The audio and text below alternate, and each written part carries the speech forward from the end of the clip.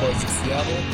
We're setting out to document those bars that have a seedy backstory, interesting history behind them. But we're not just talking about these places in the quiet confines of some home studio somewhere. No, we are not. We're actually recording live on location. As you can hear from the background, we're out on the patio, and it's kind of hopping. A great background, by the way. It looks like there's a barbecue over there, so for Seahawks games, probably one of those bring-your-own-meat joints, and I love bars that do that. No jumping ahead, Bob. Come on. I'm just saying. Spoiler alert. You bet your bottom dollar. They wheel it out for the game. We'll get into the history of that barbecue later. We'll get into it. Nice. Well, joining me, as always, is the man behind the controls, our producer, Bob Trombley. How are you doing, Bob? Great. Hey, now. And, of course, my two co-hosts, Lou and Jeremy. What is up? We're doing good. Thank you. Yep. I'm going by MC Global Warming. Okay. Yeah. Okay. Yep. That's right. It's hot. Very topical. Yeah. For our listener that doesn't live here, it's a hot one. And we're Seattle, so hot is 80 degrees. Well, my name is Brad Holden. Thank you for joining us. We're here at the Caroline Tavern. First time here. Have you guys ever been here before? First time for me. First time for me, too. Well, you live not too far from here. Yeah, many times. Yeah, many times. I'm just a few blocks north from here, so yeah, stumbled on down here quite a few times. So we're in Jeremy's home turf tonight. Right. Global Warming's hometown bar. Although not as the Caroline, and you're going to get into the details there. But yeah. Well, and it's been a while since we last recorded. Lou and I were talking about this before recording. So the last true episode we recorded was at the Crescent. That's right. And that was in May because it was right before Pride Month. We had some special content in between, Yeah, but it was a special episode. But summer going on, summer happenings, and then somewhat topical. They are recording a documentary on the history of the Central Tavern down in Pioneer Square. Aha. Which is pretty cool. And apparently they're in town. They're filming it right now. And one of them contacted me yesterday to see if I wanted to be interviewed. So I'm going down there on Saturday morning to be interviewed for this documentary they're making on the Central Tavern. Yo, can we all be extras? You guys can come with me if you want. No. Can we be extras in the film? Yeah, sure. Yes! Can I just sit on a bar stool behind corner of the scene there? All you really see is my left cheek. That's fine. It's like the TV show Entourage. Do I get a trailer? Is what Jeremy's asking. The I think. grunge ghost. Remember, there's grunge ghost. That's right. You guys can be the grunge ghost. You have to grow out a goatee, grab some flannel for you. That's awesome, Brad. Right on. Yeah, but I think it's cool that they're filming a documentary. I don't know if it's going to be full length or if it's just some short they're making for something. I don't know. But anyway, there's enough history there to make a full movie about it.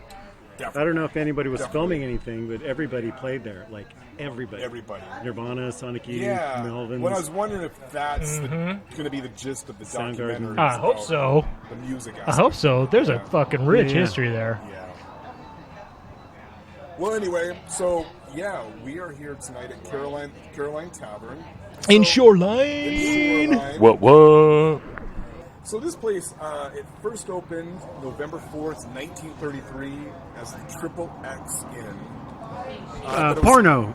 Adult bookstore. Porno right? palace. Isn't that funny? But No. Triple X booze. But what's weird about that is they don't refer to porn as Triple X anymore. That's very much a generational thing. It's true. It's true. We were coming up, that's X-rated films, Triple X. Triple X. Oh yeah, raunchy. Now, which was complete marketing BS. Now there's the still internet. To this day. That's right. There is no such rating as a Triple X. Yeah, but you put Triple X on the box and nowadays Triple X flying off the Blockbuster shelves. Triple X might be rated G in comparison to the modern internet. I think so. I think it'd be kind of quaint. And almost adorable. Yeah, coffee table book. Oh, the production values are quite high on this one. Well, the other Triple X Netflix worthy. Old cartoons, and when people were drinking bottles of booze, it was just like Hooch. Yeah, like Hooch. It would always be from a jug, and it would just be jug with X's on it. Yep. Yeah, I think that's what it was referencing because people also called this place the Barrel. And I don't know why, but I'm assuming there was probably a sign of a barrel with 3 X's on it. Yep. Down in White Center, kind of in Burien on First Avenue, there was another barrel with 3 X's on it as well. And I wonder if there's any correlation at all. It's not there anymore. But doesn't the Uber Doesn't the Uber still have like a little on their sign has a little picture of a old-fashioned jug with triple X's on it? Uber? Yeah. Why would they have a booze? No, the Uber Tavern over on Greenwood, Tavern. over in Greenwood. Oh, you were thinking Uber, the ride Yeah, the rideshare app. Yeah, with the booze. If you're drunk, just click this icon. Super on brand. Oh my Uber, god. I think, is that a what do you call it? It's like a tap room, right? Isn't Uber a tap room? Yeah, it's a bottle shop, Well, a yeah, tap room yeah. over in Greenwood. Great selection of beer, both on tap and available to go. But their sign is pretty cool. They have like old school looking like neon sign stuff. But I think it's got in the background, it's got a little They triple haven't X actually been bottle. there for a long time, but the sign makes it look like they have. It's Yeah, like an old school yeah, neon exactly. sign. Yeah. Well, anyway, so yeah, it opened 1933 as a triple X Inn. For its opening night, the Barrel offered chicken dinners, free beer, a peppy orchestra, and courteous pajama-clad girls. Ooh, that's a niche. Pajamas. Pajamas. Yeah. Pajama-clad girls. It's the place to be. The owner was a pajama guy. You know why that Like might free started? booze and pajama-clad girls. So you got the triple X on both sides. You got the booze and the porn. Yeah, I guess so. Yeah. Well, what kind of pajamas are we talking about here? Are we talking about like the onesies with the feet? Or are we Yeah, talking- that's what I was thinking. I'm thinking. are we talking more like, lingerie? Oh, you're talking about those pajamas. Well, I think it like begs the question. Christmas plaid. Christmas Yeah. plaid. There we go. Baggy. Yeah. Or the Victorian, the kerchief with the sleeping Oh, robe. with the adorning hat. Is it, or bunny ears, whatever the crowd demands. Walking around with a candle. A la Nutcracker. Or the rabbit pajamas in A Christmas Story. Oh, classic. Oh, so hot. It's my kind of strip club. But anyway, that's an interesting way to open the Opening club. night. Courteous pajama-clad girls and free beer. And a peppy orchestra. But only if you order the delicious chicken dinner. Apparently so. Yeah. So it operated as the Triple X Inn or the Barrel from 33 to 1935. That's when it changed name to the Caroline Tavern. Now, the original Caroline Tavern burned to the ground in 1939. It was like 5 or 6 blocks south of here, I believe. And after it burned down, they just relocated here, rebuilt it, and so it's been here ever since 1939 or 1940, whenever it reopened. Also that year, you guys know who Will Rogers is? Yes. So he's the famous vaudeville performer and social commentator. Yeah. So that year, he stopped by Seattle, played a round of golf at some Shoreline golf course, and then stopped Right by across here. the street. Called Seattle Golf Club. How long has it been around? Was it back there in the 30s? It was built when they built the Highlands. It's the Oh, okay. it's $100,000 to buy in and $100,000 Or a year. he It's was- that kind of party. Or he was So playing he's at always been Jackson. there. He was playing Yes. at Jackson Park, which is literally across the street. That's you could be playing the Muni 9. Okay. Well, he's probably playing at one of those courses because afterwards he stopped by here to have a drink. The next day, he flies over to Alaska, do some kind of date over there, and has a plane crash on the way to Alaska, dies. So the Caroline was the last place that Will Rogers had a drink Wow. before he met his untimely demise. Wow. All right. Infamy. Infamy. Yeah. Shout out to Will Rogers. Look it up, kids. It's an And endless Some say river. his ghost still haunts the Caroline. I just made that up, but it's good. We'll keep it in the If episode. you love Garrison Keillor, you'll like Will Rogers, right? What's that? If you like Garrison Keillor, you'll like Will Rogers. Yeah, I think Will He's Rogers, kind of like a Garrison Keillor. I think he had a little bit of Mark Twain kind Yeah, of yeah. thing going on. Yeah. If you like Will Rogers, you'll like Shoreline. you'll love the Caroline. If you like Will That's right. Rogers, come on, Yeah. get some. I got a bit of it's kind of a crime story. It's really more almost like a tragic tale, but there's definitely crime in it. So it's like cue the crime music. Call him out. Satan's Pilgrims, what's up?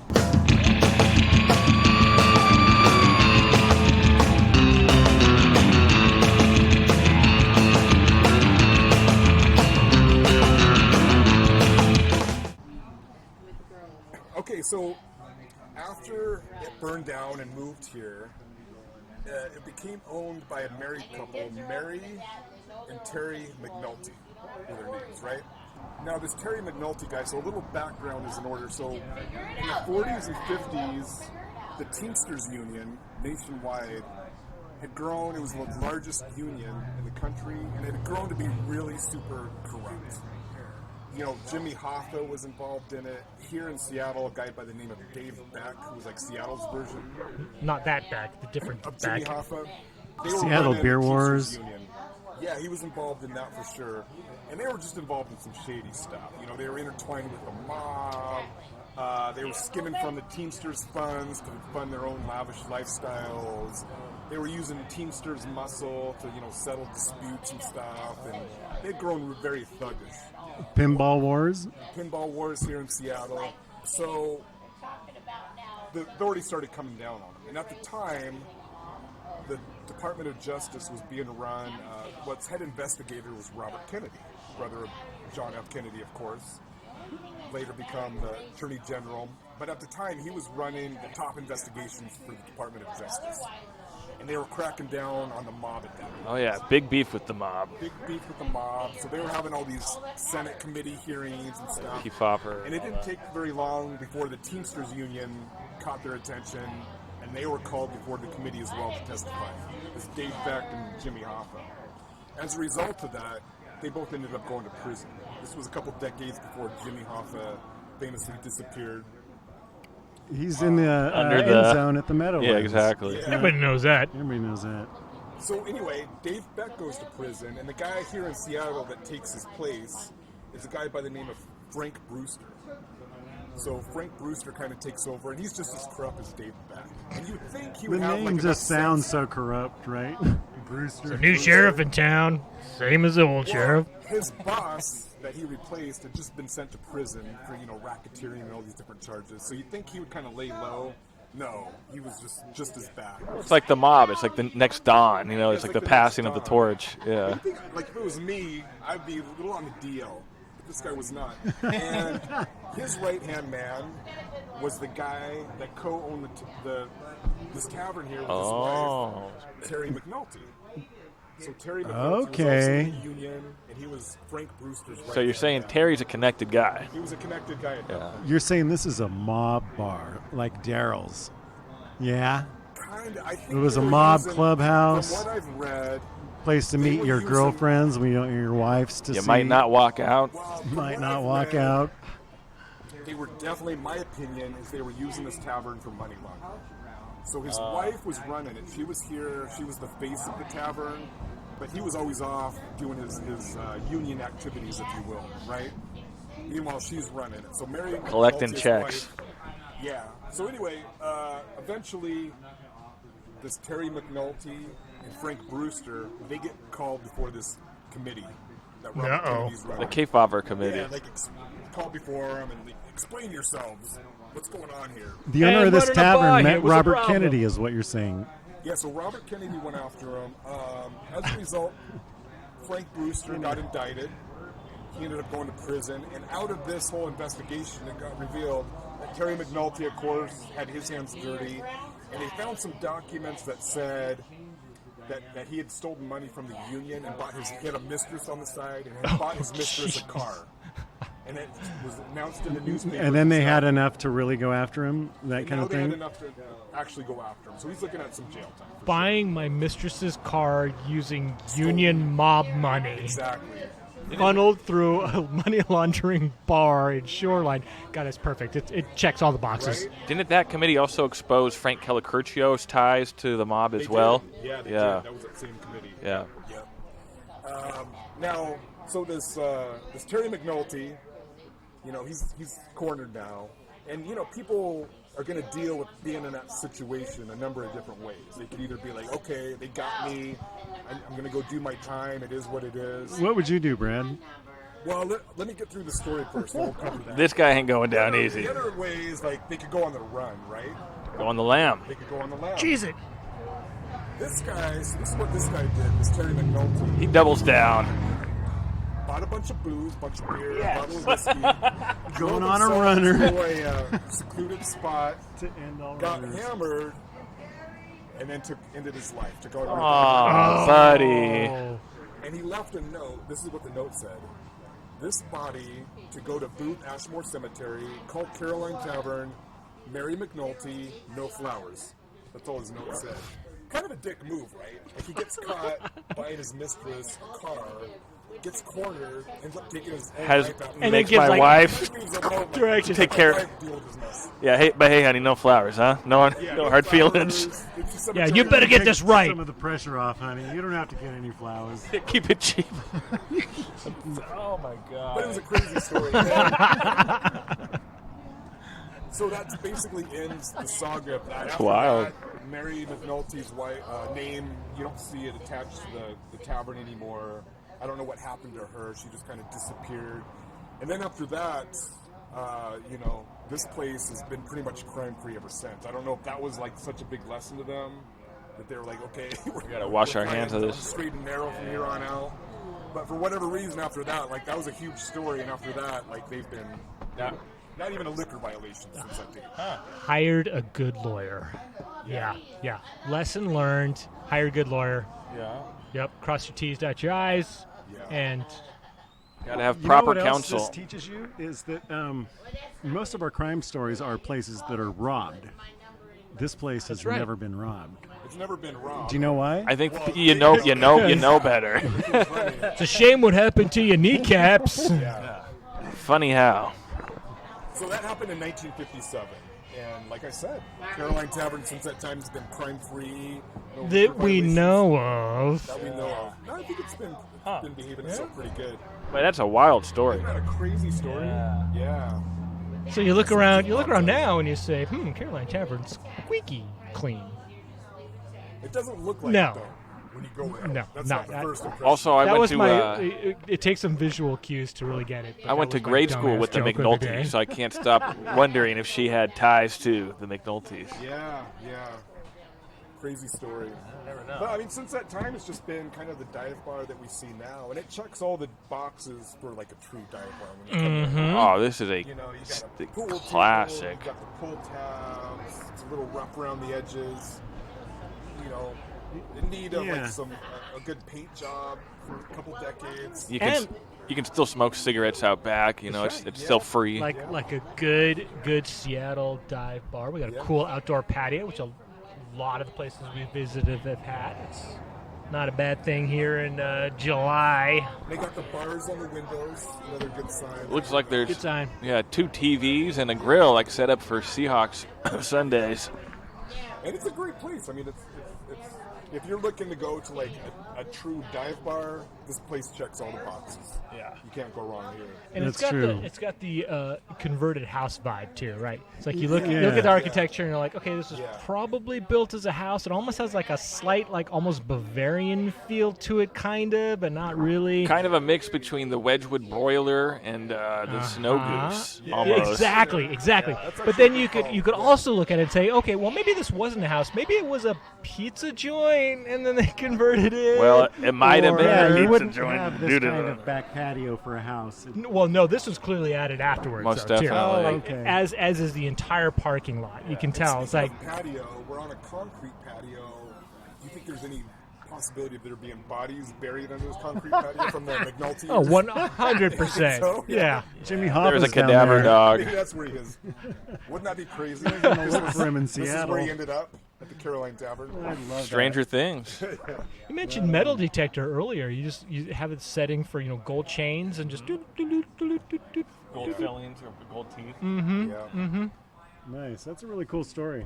But what we need to talk about is how empty our glasses are. I right know now. this is fucking pathetic. Well, we can't even do what you're drinking. Now, in because defense, gentlemen, it's a hot day out there. it's a hot day. So We were That's here. We were true. here riffing and doing some bullshit, getting some B-roll, and then glug glug glug. 3 or 4 pints later, we're like, oh, our beers are empty. It's hot. Well, I think that's a good segue to We're actually not round bombing. 2. Cue the music. We'll be right back. Satan's Pilgrim, take us out. Bring us back.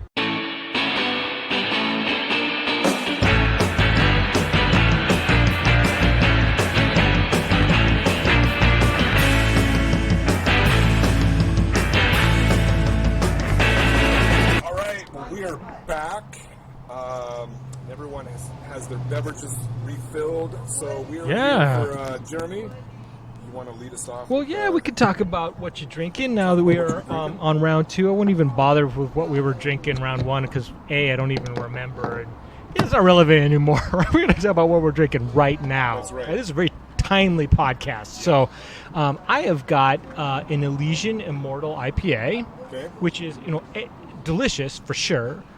Fairly rare. I think there's been 1 or 2 bars that have had the Immortal on tap, but not very often. So this is kind of a treat. I like the Immortal.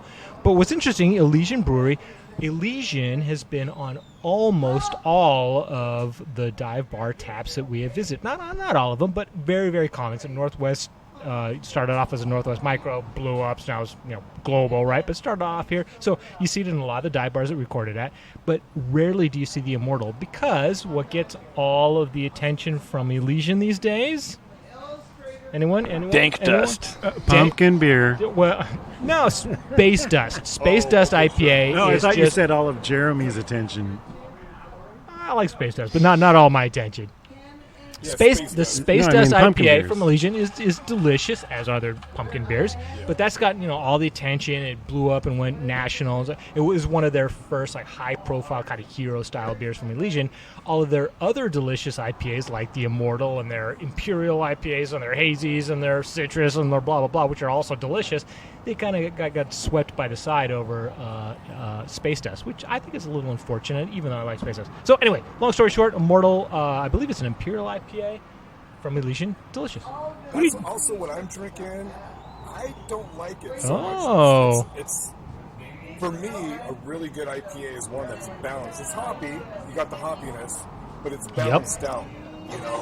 This one I don't feel is balanced. It's high in the bitterness. It's high in the bitterness. For sure. Yeah. It So- is hoppy like with the that. capital H. I think Brad would describe it more as like an acquired IPA taste, right? Kinda. Yeah. It's not an every man's IPA. It's yeah. yeah. But to me, it's a good IPA is more balanced. This is just very hoppy. Yeah. And isn't there like a measurement they use for the bitterness? IBU. Yes. IBU. Absolutely. Okay. Yeah. So this I would assume would rate pretty high in the IBU. Probably like in the 80s territory. Yeah. Whereas like Space Dust is probably down It's like in the 50s or Everclear of 60s. hops for our listener. Wait, what? Everclear of hops? An 80 on the scale. 200 isn't- proof. No, it's not the alcohol. What about the, IBU? No, but what's the ceiling? I think IBUs Where do goes they up really to get like the crazy ones? 0 to 100, 100. 120 or something is the top, I think. Okay. But if you're pushing close to 100 with IBU, it's like ridiculously bitter. Yeah, ridiculous. I think some of the highest I've been is like 90 or something IBU. So you probably don't enjoy the Big Ballard IPA then, huh? No, to me it's kind of like That was incredibly hot sauce. That one's very hoppy. We all like hot sauce, but there comes a point where hot sauce gets so ridiculous that it just overtakes everything, and all you're doing is trying to battle the Yeah. heat. Dave's Insanity. Dave's Insanity. It's nothing but pain. There's no flavor. all pain, no flavor. I don't like that. And it's kind of the same thing with IPAs with me. It gets to a point where it's just like, okay, this isn't enjoyable. So Brad doesn't like a beer with a high Scoville unit, right? Let's go. You know what I'm talking about? Yeah. Yeah. The pepper measurement. That's right. I Yeah, like that's the right. habaneros, the jalapenos. That's about as high as I go up. Beyond that, it just gets Okay. ridiculous. Same with IPAs. Brad's okay with a jalapeno IPA, but he does not want a Carolina Reaper IPA. Yes, yeah, Thank exactly. you. No ghost pepper. Ghost That's pepper, right, no exactly. ghost peppers. Although I have to say that's another sub genre of beers that I actually really like is chili beers. I like chili. There's some really delicious chili lagers. Yeah, I remember having those. Yeah. Yeah. Beers brewed with chili with a little bit of heat. I'm all about it. Yeah, I can dig it. Although not on tap here today at the Caroline, but that's okay. What are you drinking, Lou? I had the, you got me a second round, which was, I believe, a repeat of the first round. It's a raspberry hefe. Mm-hmm. It's from, I can't remember. strong raspberry Alaskan. notes. Yeah, Alaskan, exactly. I had a taste of it. Yeah, not this up one- Brad's alley. He's not a fruit beer Nice. guy. This is definitely a fruit beer, which on a nice hot summer day hits me right where I feel. Okay. Yeah. Good one. I was just in a bar this weekend talking with the bartender about like a wheat beer, like a Hefeweizen or a wheat like you're drinking now, is that a summer beer or is it a all year round beer? I think over here we'd probably refer to it as a summer beer, but I'd probably say in Germany it'd just be like your Monday through Tuesday, or whatever, 7 day a week, Monday through Sunday. Well, what would constitute a summer beer to you? Well, good question. Like something like a Kolsch lager. Are you thinking something a little, that's what I would assume. easier drinking, maybe a little lighter on the palate? Yeah, lower ABV. Or I haven't drank enough water today, so I'm also substituting this as part of my water regimen. Yes. I'm hydrating. I'm hydrating. Like a good Rainier. That's right. I'm pouring this beer in my water bottle. Yeah, for sure. I mean, that's kind of the question. It's like, oh, is that a summer beer or not? It's like, well, first you got to define what the fuck do you mean by summer beer. Ask 10 different people, you're going to get 10 different answers. But yeah, generally a little bit lighter, a little bit easier drinking, like a session beer, like I said, for sure. Especially a hot day like this, you know, a porter, a stout, they're delicious, but I don't know. I'd say you save that for a cold day. Yeah, it's gonna make my mouth hot. What about you guys? Nobody needs that. Go-to on a hot summer day. What are you guys usually ordering? Juice Force. Oh yeah. 9%, yeah. Well, what I recently discovered is Ninkasi Brewing has a new, I think it's just called Ninkasi beer. It's like, super generic beer on the can. And it's like an American-style Pilsner, but lighter, almost like a really light American style, Budweiser, a really, really light scale, but done really well. Very, very delicious. That's cool. That's my new summer favorite. Ninkasi beer. Ninkasi beer. Kind of like pub beer. Exactly. That's what it reminded me of. Yeah. And that's definitely another trend too, like the super simplification of names. It's like, look, man, this is a lager, this is a pilsner. You know what we're talking about. I don't need to come up with some stupid ass name like Nazi punks fuck off. They might bring back the XXX. Just throw that on a can. That's right. You know what I mean? High school keg beer. Yeah. I like it. Yep. I like Mickey's. it.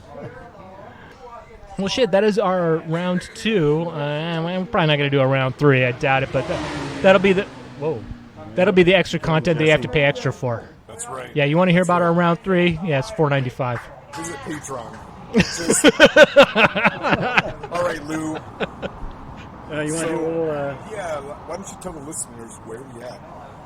It's not a bouquet of riches, I got to say.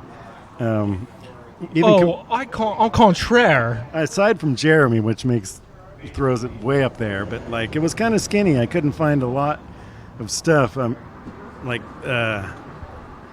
don't know. It's making Wedgwood look like Pioneer Square. For the listeners who have no idea what the fuck we're even talking about. They at least have a big rock. Just to intercept really quick, one thing I did see while I was researching this place is, and I don't know if this is true or not, but there are claims that this is the oldest business in Shoreline. Did you see anything about that? No. About that? I don't think that's true. Okay. You said when was the original opening? Well, if you're talking 1939, Shoreline, it was opened for Richmond Beach for the railroad, so probably the cabin is older. Cabin. But I think the cabin owned. When did that open? I'd have to go back. It was like 1890 It was in the 30s. kind of thing. It was back during But it wasn't a bar back then. Oh, that's true. Yeah, it was a It got sandwich converted. house. Yeah, and they got dragged across the After street, Prohibition, and then it became a bar again. yeah. So it's You kind might of like be our right. oldest bar in Seattle. It's like, well, you got to define it first. Yeah. What do you mean? What do you mean Point by is, bar? it's- What do you mean by oldest? That this is the oldest business. Yeah, in it's Shoreline. up for contention. That's Maybe it's awesome. Shoreline proper, not counting Richmond Beach. Yeah. I don't know, Yeah. but And in terms of where we're at, the last Shoreline bar we did was the Cabin, right? Which came up on Richmond Beach. Mm-hmm. And this is like the Cabin in that the Cabin is the only business in the middle of a residential neighborhood. That's right. That's right. Only that one's on the water. You're across the street from these Multi-million-dollar Shoreline homes. which makes it extra cool. And this is the same way. It's just a bar in a what would you call it? Like tract home suburbs, which is what this Total neighborhood residential was. house. Fiddler's Yeah. Inn. Yeah, exactly. It could have Yep. been a house. Yeah. It could have been a diner for a little while. And in fact, it probably was. It probably was both of those. like You know, literally, like we talked about. to the north of us is a giant park, an apartment building, and around us is houses. And across the for a street long is big ass golf course. golf course, Yeah. and there's this bar. Yep. Yeah, I love that. So Shoreline began in 1890 with the plotting of the neighborhood of Richmond Beach. I mentioned that in anticipation of the Great Northern Railway. Brad? Great Northern Railway. Mm-hmm. Going all the way from Seattle to Minnesota, don't you know? That's right. The name Shoreline was named after Guy Shoreline. You just made that up. Yeah. The name Shoreline. Old man Shoreline. The name Shoreline was applied to this stretch of unincorporated King County in 1944, which were the boundaries of the school district. That's right. Why it's called Shoreline is it because it goes shore to shore and line to line. Puget Sound to Lake Washington, And all the way up to Snohomish County line, all the way down to Seattle. That's right. The old Seattle city limit was 85th, so this right. was from King to Snohomish. Line to line, shore to shore. You got the rest of it. This one's kind of funny. Back in the day before automobiles, where it took forever to get anywhere, if you had the means in Seattle, you would have your summer cottage in Shoreline. Uh-huh, it became that's like right. Like you get away out in the... We're like the Hamptons. It's like going to Totally. the Catskills. At the turn of the century, this was a little Hamptons like. Uh-huh. Nowadays, it'd be funny. Yeah, It's Shoreline. like 10 minutes in your car with no traffic. We're at the cabin, kids. Go to Walmart and get Daddy some beer. Okay, what else we got? Landmarks in Shoreline include the William E. Boeing House. Founder of Boeing had a 19,000 square foot mansion in the Highlands, which is right. a fancy gated community. And this is the Seattle premier neighborhood, would you say? Some might say Broadmoor. Sure, we'll go with Premier Neighborhood. No, Yeah. the It's either Highlands. the Highlands or Broadmoor. I guess either or, yeah. Yeah, Highlands They're and both- Richmond Beach. That's where you find the $18 million homes and stuff. So This one's also, and like Broadmoor, built around a golf course. That's Right. Yeah, the $100,000 cool a thing, year. the super cool thing about the golf course across the street, Jackson Park, is it's different than your typical like country club golf course. This ain't no Mar-a-Lago, right? This is a municipal, public, what is now city-owned park that just happens to be a golf course, right? Yeah. So the history of that is pretty fucking fascinating, and just the fact that it's like, imagine going to a fancy, snooty, elite club golf course and seeing the people on the links that you're playing golf with compared to Jackson Park across the street from the dive bar. Way different crowd. No, it's cargo shorts. your average Joe. Way yeah. different crowd. Exactly. Like it's like the reason we come to and love these dive bars is the people, right? The people here are just fantastic. The clientele, as they say in the biz. Same thing goes to the golf course, right? Like, do Are you wanna saying go to it's a golf more course and- John Daly than Tiger Woods? And there you go. There you go. Although if Tiger Woods was playing over at Jackson Park across the street, then he would elevate in status in my mind, right? Because that's. But yeah, to your point, it's like, do you want to go play golf with a bunch of fucking stuffed shirts, like political people? Well, you and can't all even play at Seattle, hoity-toy, and yeah, it's like, and then for golf yeah, you if you got wanted to to. book a tee time, 18 months in advance and all this kind of shit, or do you want to come to Jackson Park, play with your friends, get fucked up first, go play like 9, 10, whatever rounds, however many it takes, and then come back to the Caroline and continue the party? That's golfing. AKA the 19th hole, affectionately referred to That's as right. Caroline. That's right. Did you just say 10 rounds of golf? Whatever. How many it takes? The golf 10, 11, 12. Exploding. Yes, please send emails to jeremy.divebars.com at gmail. I'm sorry, For all your golf I'm questions. way too intoxicated to finish 18 holes. 10 rounds with Jeremy. That's right. I thought we were bowling. Yeah, I just got Scores 300. are good, right? Just got 300. Suck it. So, other notable Point being, other notable residents of the Highlands, aside from William Boeing, yeah. John McCone, former director of the CIA, Oh. Carl Sagan, No. Predecessor to Neil deGrasse Tyson. Neil deGrasse astronomer, Tyson was philosopher, just taking on the mantle of That's right. Carl Sagan. Carl Sagan lived in the Highlands.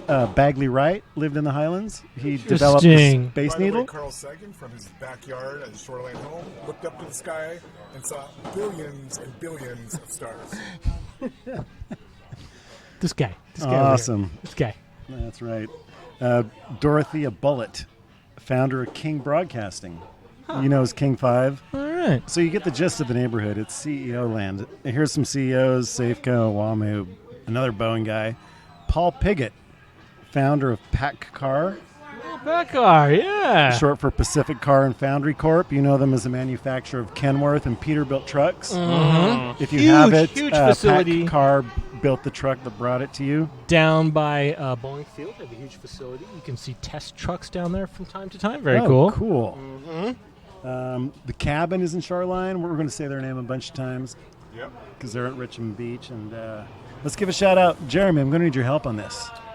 Give a shout out to some of the great businesses of Shoreline. Well, I am just a few blocks up in North City. North City is one of those, unfortunately, kind of going through some gentrification kind of shit. Like a lot of the old, cool Funky businesses businesses and stuff along 15th Avenue there are gone and being replaced by condos and townhomes and shit, just like we see in Ballard and Redwood and everywhere else, right? However, the North City Tavern, Holding it down. Oh, North City Tavern, We're still gonna be holding there. it down. We are going to be there very soon. Still there, Great still place. kicking. No plans to go anywhere else. Also, North City Bistro, which Okay. is literally right around the corner from North City Tavern. Cool little restaurant owned by a awesome couple that had like a little wine shop and awesome gourmet food and stuff. They retired, got taken over by another cool couple who like brought in even more wine and even more gourmet food and stuff. So it's still rocking down up in North City there, but it's the crushing evolution of society is coming down on us like everybody else. But still a lot of cool in Shoreline, though. It's a lot of cool. I want to give a shout out to Frank Lumber, the door store. Oh yeah, The premier door store in Seattle is in Shoreline. just recently expanded. Bought out what used to be a And it's- marijuana distribution warehouse, and now is the Frank Lumber door store too. It's cool. I was in there with a friend that was a developer, and we were meeting for lunch up here. There was a cafe across the street. I think it's closed now. It was an old school diner. Sherry's. Yes. Yeah. And then he was like, I got to go to the door store, and it's like Costco, but it's just full of doors. Doors. It was so Yeah. cool. A lot of doors. A lot of doors. But yeah, R.I.P. to Sherry's as another kind of anchor, and it just recently closed. There was rumors it was going to reopen, but now they got caution, like police tape around. They're like, yeah, we're gonna demolish this building. Stay the fuck out. No moss. Right on. But All right. we do have to shout out, Lake City Way, just a few blocks east from us, is still technically Shoreline. So, like the Shanty, for example, still technically a Shoreline address. That's right. Last time I checked. Lake City, a lot of it is technically still Shoreline. That's right. Well, and then it becomes Kenmore lot of at it, some but- point, right? Yeah. Yes. Goes Seattle, right. Shoreline, Kenmore. Yeah, right about the county line when we cross over north. Yep. Absolutely. The tentacles of Shoreline reach far and wide. You don't even know it. You might be in Shoreline wherever you're sitting at tonight. Well, everybody It's knows like the that CIA. colonization was invented in Shoreline. Yeah. All right, that's all I got from where we're at. Brad, you got anything else to throw in? Oh, give a shout out to our bartender, Jessica.